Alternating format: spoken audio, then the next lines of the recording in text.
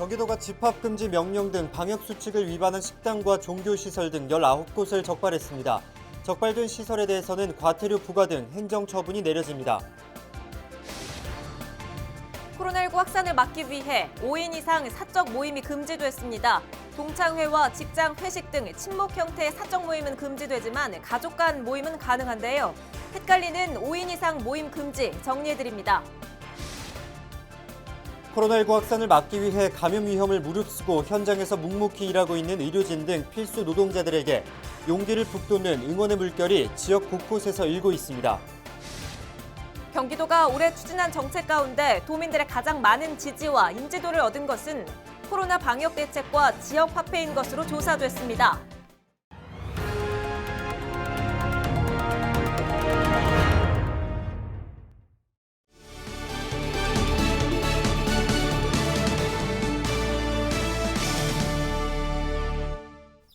여러분 안녕하십니까? 헬로티비 뉴스입니다. 경기도는 24일 방역수칙을 위반한 식당과 카페, 종교시설 등 19곳을 적발했다고 밝혔습니다. 도와 시군, 경찰 등 2천여 명으로 구성된 합동 단속반은 사회적 거리두기 2.5단계가 시행 중인 이달 9일부터 20일까지 현장 점검을 진행했습니다. 적발된 식당과 카페 13곳 중 5곳은 집합금지 명령을 위반했으며 6곳은 영업시간 제한을 지키지 않았고 2곳은 매장에서 취식 행위를 한 것으로 조사됐습니다. 종교시설 5곳은 대면 예배 인원 제한 지침을, 게임장 1곳은 영업시간 제한 지침을 위반해 각각 적발됐습니다. 도는 적발 사항을 관할 시군에 통보하고 집합금지 명령 또는 과태료 부과 등 행정처분을 내리도록 할 방침입니다. 경기도가 24일 0시 기준 코로나19 확진자는 285명 늘어 누적 확진자가 12,744명이 됐다고 밝혔습니다. 사망자는 11명 늘어 전날에 이어 이틀 연속 가장 많이 나왔습니다. 도내 치료병원 병상은 799개 가운데 694개가 사용 중이며 중증 전담 병상은 10개 증가한 59개가 운영 중이고 여유 병상은 1개입니다.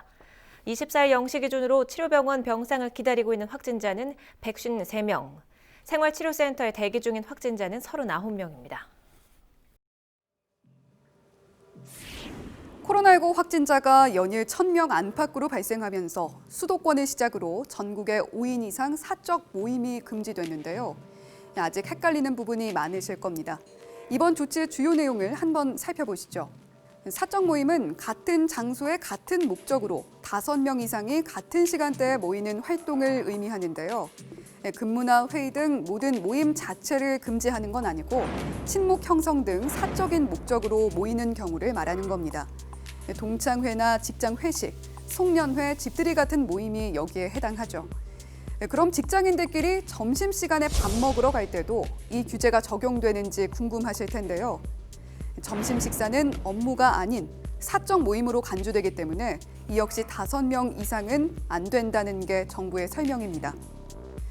그럼 5명 이상이 식당에 가더라도 거리를 두고 2 테이블에 나눠 앉는다면 괜찮을까요? 그렇지 않습니다. 떨어져 앉더라도 5명 이상이 함께 온 모임이라면 위반 사항에 해당합니다. 모임 자체를 최대한 자제하라는 뜻이니까요. 이번 연말 특별 대책에 따라 식당에서는 5명 이상 예약을 받을 수 없고 동반 입장도 금지됩니다. 그렇다면 가족도 사적 모임을 할 수 없을까요? 배우자와 부모, 조부모, 자녀, 손자녀 등 직계 가족이나 함께 사는 식구라면 5명이 넘어도 괜찮습니다.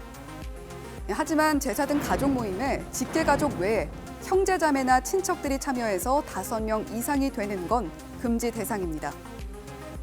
이번 행정명령은 내년 1월 3일까지 적용되는데요. 위반할 경우에는 감염병 예방법상 벌칙 규정에 따라 영업주와 이용자 모두에게 과태료가 부과될 수 있습니다. 특히 행정명령 위반으로 확진자가 발생했을 때는 검사나 치료 비용에 대해 구상권이 청구될 수도 있으니 주의하셔야겠습니다. 헬로티비 브리핑이었습니다.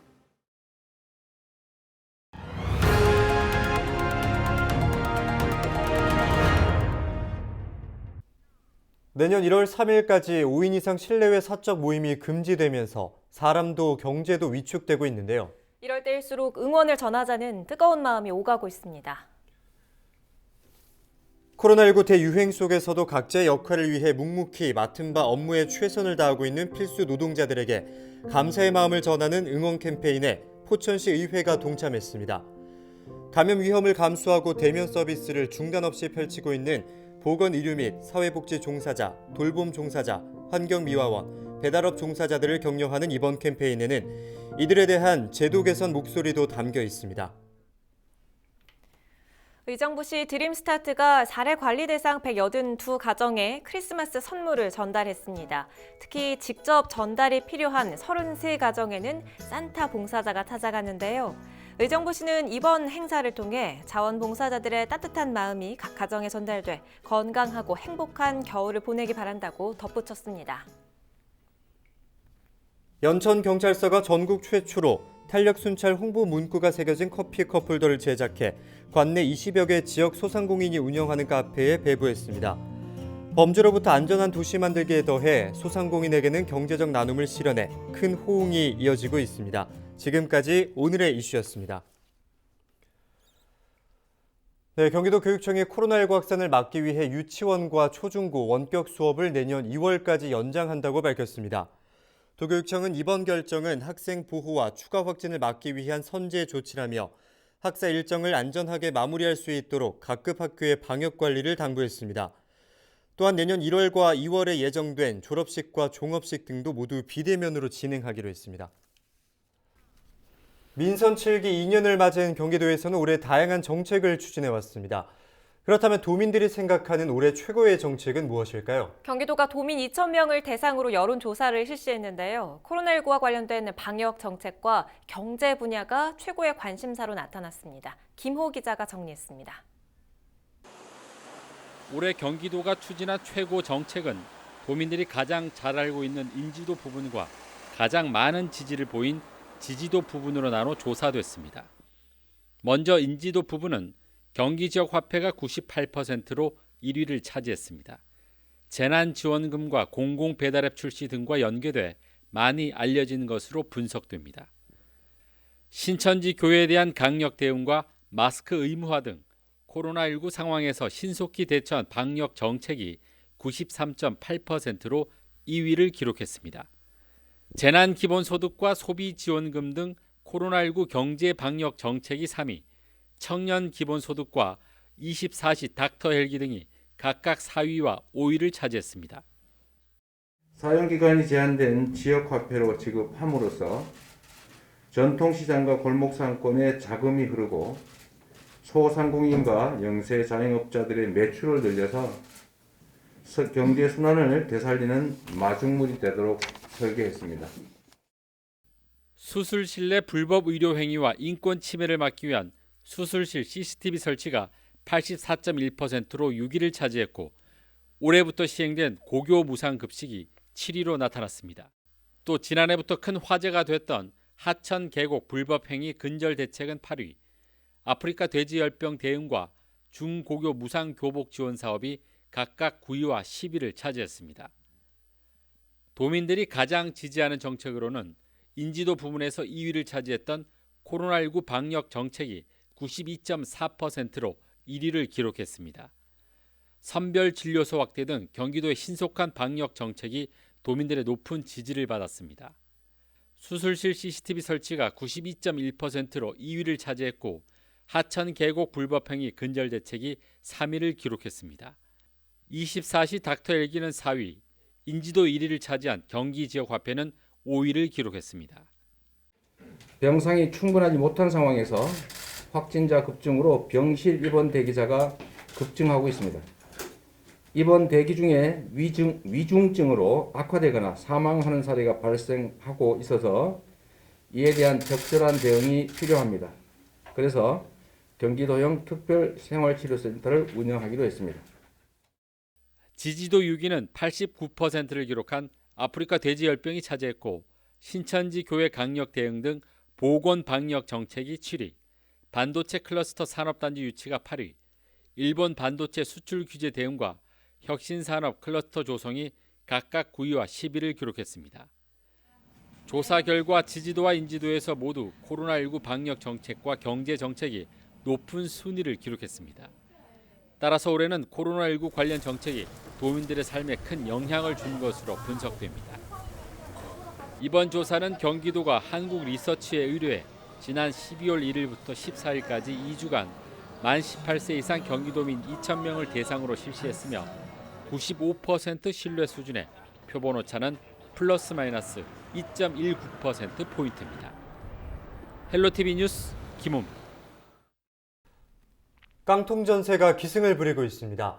신축 다가구 주택의 가격이나 선순위 임차인의 보증금 등을 제대로 알 수가 없어서 피해가 발생하고 있는데요. 경기도가 관련 협회 등과 함께 전세 사기로 인한 임차인들의 피해 예방에 힘을 모으기로 했습니다. 최창순 기자가 취재했습니다.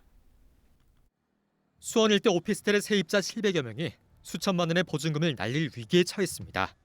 사업에 실패한 임대 사업자가 전세 보증금을 돌려주지 않고 대출 이자도 갚지 않아 건물들이 경매에 넘어가고 있기 때문입니다. 저는 실천인데 제 뒤에 30명도 다 실천이면 21억이 넘잖아요. 그럼 거기다가 대출 10억? 30억이잖아요. 그럼 건물가가 25억인데 대출이랑 보증금이 30억이다? 이미 마이너스 5억이거든요. 근데 심지어 건물 감정가도 보니까 5억이 더 낮아요. 전세난 속의 경기 지역 곳곳에서 깡통 전세 등의 전세 사기가 기승을 부리는 상황. 경기도는 임차인들의 전세 사기 피해를 예방하기 위해 한국감정평가사협회, 한국공인중개사협회와 손을 잡았습니다. 한국감정평가사협회는 신축 다가구 주택 등 주택 가격 상담을 위한 누리집을 운영하기로 했습니다. 다음 달부터 깡통 전세 피해 예방 상담센터 누리집에 접촉하면 무료로 감정평가사에게 주택 가격 상담을 받을 수 있습니다. 한국공인중개사협회는 임대차 중개 시 선순위 권리 관계 확인과 설명, 공인중개사 교육 강화에 힘씁니다. 경기도는 신축 다가구 주택 등 임차인 보호제도 추진 홍보와 행정 지원을 맡습니다. 공적 영역에서 관심 가지고 이제 예방책을 강구해야 되고 실제로 일이 벌어진 경우는 구제책을 만들기 쉽지 않기 때문에 제도적인 보완이 정말로 필요하지 않을까 싶고요. 사는 것이 아닌 사는 곳이 되어야 하는 집. 경기도의 예방책이 깡통 전세 피해가 되풀이되는 것을 막을 수 있을지 주목됩니다. 경기슈TV 최창순입니다.